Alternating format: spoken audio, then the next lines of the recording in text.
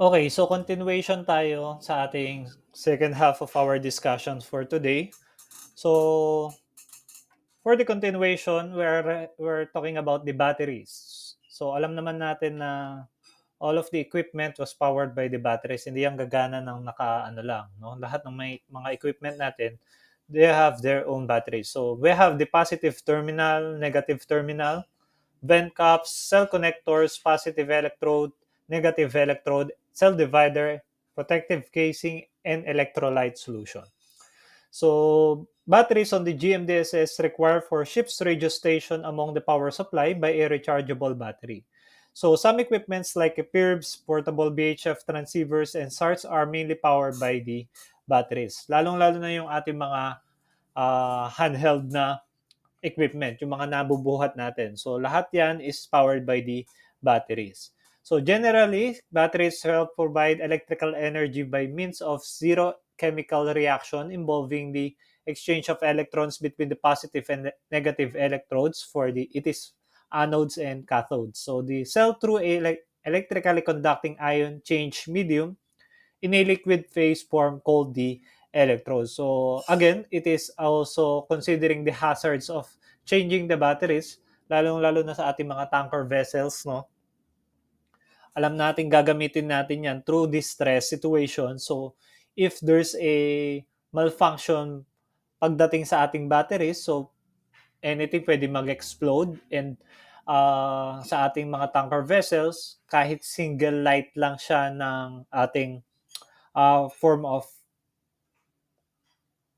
hindi naman form pwedeng maging sanhi ng ating or cause ng lightning or cause ng explosion is pwedeng mag-explode yung vessel natin kasi tanker vessel nga siya. So, sabi dito, cells provide electricity means of electrochemical reaction providing with the positive and negative electrode anodes or cathodes. So electrical load is current generated by electrons transfer from cathode to anode. So it divides or delivers the electrical energy for the chemical composition of the electrode is changing. So the capacity of decrease and eventually exhaust when no further chemical change is possible. So meron tayong types of marine batteries used on the radio installation. So the batteries can be divided into main groups. First, the primary cell batteries, then second, the secondary cell batteries. For the primary batteries, have a single lifespan. That means it is impossible to recharge and they are required a periodic replacement. Parang sa ating mga double A, triple A, yung sa energizer or yung any form na battery na binibili natin, it is a replaceable. Napapalitan, parang kayo, napapalitan. So, primary batteries ang tawag doon. So, pagdating naman sa, although it is not rechargeable, primary batteries have a compensation advantage. Ano daw yung advantage niya? So, in several applications, small size and long storage lifespan are main consideration. So, syempre, dahil laging pinapalitan, laging bago, so mas mahaba yung lifespan ng isang gadget. Kasi hindi siya china-charge eh. Tendency, kasi pag naka-charge yung phone, or not phone, naka-charge yung equipment, kahit na yung battery lang yung china-charge mo, kapag nag-overheat siya or uminit yung isang battery, it can affect the system ng isang equipment. So, that is the consideration. Small size, malit lang yung battery, napapalitan, and long storage lifespan. So, pagdating naman over small range of battery, the ratio power output to weight size and typically superior for the primary cells. So, pagdating naman sa ating secondary batteries, in which the one example is the lead acid batteries. Sa ating mga phones, Android phones, the advantage of secondary cell batteries over primary batteries is the ability to recharge repeatedly. Hindi siya magastos. Hindi siya laging napapalitan. And 2 volts lead acid battery has been widespread use for 150 years and can still be most commonly used type of the secondary battery on board ships. So, ayun yung difference nila and the advantage and disadvantage of the primary against the secondary batteries. So, again, kasi pagdating sa secondary batteries, meron siyang lead. So lead acid accumulator consists an acid-proof body or lead plates in which functions the positive and negative electrodes. For the lead, 38% yung sulfuric acid niya, and for the PVC fence, for the plates, guaranteed that the plates do not contact each other. So, makikita nyo po no, sa ating GMDSS laboratory no, meron tayong BHF-DSE. So, imagine, yung ating BHF-DSE before, ganyan yung itsura. No? More on, ano lang siya, hindi siya ganun maraming pagpipilian, more on, ano lang siya, keypad. No? Hindi naman as in pad, more on buttons. So, meron tayong charging voltage, nakita nyo, no? V stands for voltage. Then, meron tayong currency battery indicator, no? Na kapag green siya, ibig sabihin, yung battery niya is adequate pa. Then, when it turns red, palobat na, or kailangan na siyang i-recharge. Then, meron din tayong charging current, no? Meron din emergency light switch, 12 voltage alarm LED, and AC alarm LED, and menu knobs. And if meron tayong battery, so syempre sa components natin, meron din tayong antenna. So, antenna, BHF rod, plain antenna. Then, meron din tayong dipole antenna and rod, BHF rod antenna. So, antennas. Ano nga ba yung antenna? It is element capable of radiating, intercepting two radio waves. So, si antenna, siya yung nag-intercept and nagra-radiate ng radio waves para magkaroon tayo ng signal or magkaroon tayo ng communication. So, radiation and reception of radio waves is effective in resonance with the configuration can be achieved with the dimension of 1/2 or 1/4 wavelength of the multipoles thereof. So, yung taas ng isang antenna ang tinutukoy dyan. So, it is more important for transmitting antenna to be renaissance for receiving antenna. Kasi, syempre, ikaw yung nagtatransmit, so si receive, mas madali yung part niya. Nagre-receive lang siya. So, more important for the transmitting antennas, dapat mas mataas yung antenna mo or mas nagbibigay ng effort. Kasi performance can be badly degraded by a mismatched antenna. So, older types of the transmitter can be damaged by feeding into poor antenna, but modern designs usually incorporate with automatic protection. So, circuitry to shut down the transmitter or reduce the power to a safe level if it is necessary.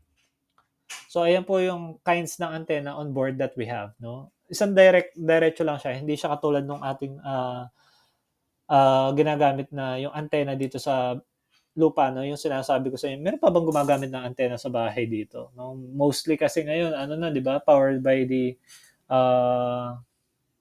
cable na, through wires. So, BHF antenna as the wavelength in the maritime for very high frequency band of 154 to 174 megahertz. So, it's around 2 meters if it is possible to use 1/4 or 1/2 wavelength of the antenna. So most basic design is dipole, consists of 1/2 length element and connect to the center of the balance for the feeder cable. Makikita nyo yan no, sa mga hotel, no, yung mga antenna na ginagamit nila ganyan. Yung mga pinaka-feeder or the cable lang na na-connect para magkaroon ng signal yung isang TV. So for the digital selective calling, no, meron tayong antenna installation, no. Ayan daw ang pinaka-parts or kung saan nyo ilalagay yung ating antenna installation. So, meron daw tayo sa Pay Cellphone, Radio Room Cellphone, Ships TV. Ayun yung, dati meron pa kasi Pay Cellphone, no? Ang naabutan ko pa siya on board. Nung hindi pa ganun kauso yung mga, nung time na yun, Viber pa lang yung talagang ano eh. So, meron kayong, bibigyan kayong voucher, tas yung voucher na yun, meron telephone dun sa Pay Cellphone na quarter, tatawag ka para tumawag sa loved ones mo na nasa Pilipinas or kung saan mang lugar yon para or makausap mo siya on board. Kasi merong mga vessel ngayon na wala namang signal. So, in order for your relative na malaman na safe ka, you can call through payphone. No? So, on that ship, meron kaming 7 gig yata na free every month para makatawag ka sa relative mo or sa family mo na safe ka kung wala kayong internet connection. So that is the antenna installation carry on a vessel. So ayun yung mga rooms na nilalagyan nila. So for the radio telex, so radio telex, no, obsolete na yan, hindi na ganyan itsura ng radio telex room. So differentiate mode of the communication for the ARQ in which it is the automatic repeat request, and for the FEC forwards error connection. So the mode of emission for the MBDP, so familiar na kayo sa MBDP, and the MBDP method telex code for the transmitted of MF and HF as sequence for the two audio tones. So according daw sa ITU, recommends that the frequency shift for the 170 Hz for the center frequency of 1,700 Hz and use for the marks and space. Parang ito yung presentation natin kanina, no? Hindi na yan. Skip na natin. Safety precautions. So, kapag daw magre-receive tayo ng DSC, Digital Selective Calling, announcing that there are safety message address for more than one station shall not acknowledge and receive by the DSC call, but should tune for the telephone receiver to for frequency indicated in the call. So, wag nyo daw i-receive yun kung hindi naman kayo yung person or yung vessel na kailangan mag-receive. I-acknowledge nyo lang kapag naka-receive kayo ng DSC call. So, sir, paano mag-acknowledge? Merong acknowledge button doon sa barko. Acknowledge lang. But, again, wag nyo daw you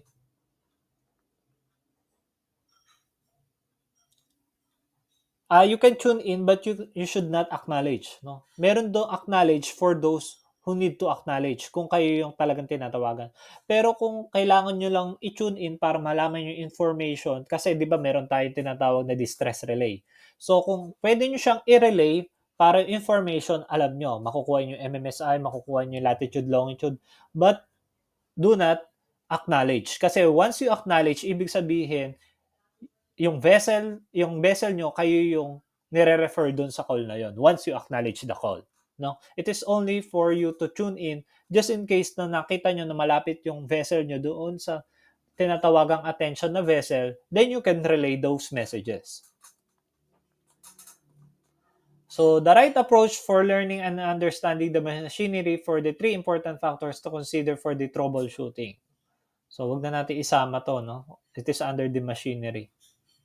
So, ito daw yung components ng ating GMDSS. So, GMDSS equipment, sinabi ko na yung subsystems. Tapos na tayo sa VHF DSU in which we are going to perform on Saturday. Then next tayo sa MFHF. Meron ako nakita last meeting na sa isang section, kaya hindi niya makuha-kuha yung Drobos tsaka yung distress initiation. Nandun pala siya sa MFHF. Again guys, titingnan nyo muna kung saan kayo. Ang malupit pa nito, nandun siya doon sa computer ng MFHF. Yung ano naman niya, yung manual naman niya, sa VHF. Pero, sir, nakuha mo, pero iba yung ginagawa mo, no? So, iba yung MFHF, iba rin yung VHF. Sabi nga natin, magkakaiba sila ng bands, ng frequency bands. So, dun muna tayo sa VHF DSC. Then, after natin, dun naman tayo sa MFHF. Huwag kayong magmadali kasi, guys, kapag pinagsabay-sabay ko na yan, hindi nyo na, mahihirapan na kayo. Kaya dapat, one equipment at a time, kahit na sabihin natin na, sir, napakadali naman ng isang equipment. Pag pinagsabay-sabay na yan, kasi sa barko magkakasama lahat yan. So, dapat alam nyo kung gamitin na walang manual, wala kayong sinusundan, by mind and by heart, kabisado nyo yung gagawin nyo. Then, pag-aaralan din natin Radio Telex in Marsat, COSPAR, SARSAT, EPIRV, SART, and Maritime Safety Information. So, nakita nyo dyan yung may channel 16, ayun yung VHF DSC. Then, meron din dyan yung isa, MFHF, meron tayong SART for Tron and NBDP. And pag-aaralan natin dyan, meron din tayong EPIRV. So, GMDSS, it is the internationally agree upon for the safety procedure, types, or equipment, and used for the communication protocols. So, it is used to increase safety and make easier for distressed ships, boats, or aircraft to rescue.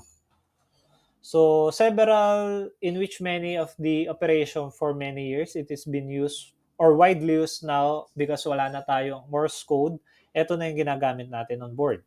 Sabi ko nga, ang nangyayari na lang is syempre nabomodernize yung isang equipment and also considering that not every equipment is isa lang yung manufacturer, nagba-vary siya sa different manufacturers. But the key is alam nyo kung ano yung i-initiate nyo, ano yung ilalagay nyo, and you know how it goes. Kung paano nyo pagganahin. So, it is intended to perform the following functions. Again, hindi lang siya distress. Also, you can use it for alerting, including the determination of the unit of distress, search and rescue operation, and also for locating a vessel. So, all you need is you have the maritime safety information, broadcast, general communication, and also bridge-to-bridge communication in which you can call the other vessel. But again, when you are calling another vessel, it is not being used for the call reg. Kasi meron tayong call reg na sinusunod. So if it is only for safety, again, you should follow the call reg. But for the bridge-to-bridge communication, it is under for if it is observe the distress communication, search and rescue communication. That's it. But collision avoidance, you must follow the call reg. So specific radio carriage requirements depend on the ship's area of operation. So rather than its tonnage or depending on kung gaano kabigat siya, the system provides a redundant means of distress alerting and energy resources of power.